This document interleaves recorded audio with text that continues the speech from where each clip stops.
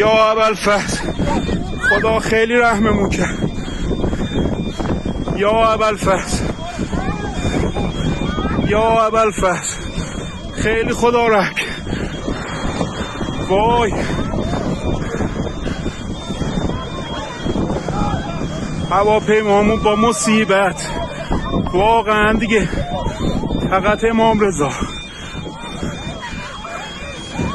وای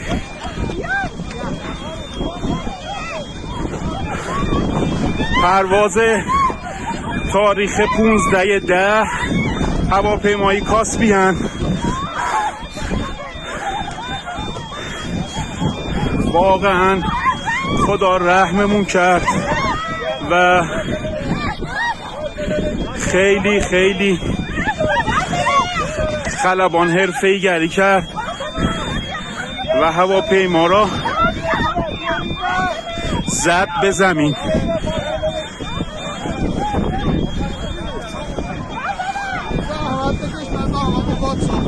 چشم واقعا نصف جون شدن مردم. یا حسین یا امام رضا. مسافرها ویلو تو بیابون باند اشغال شد و هواپیما به سختی رو زمین نشست.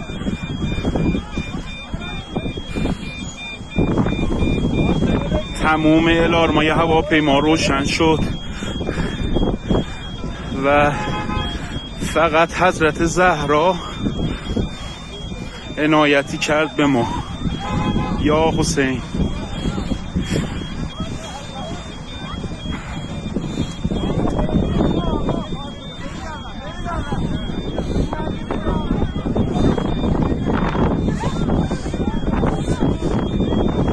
یا فاطمه زهرا.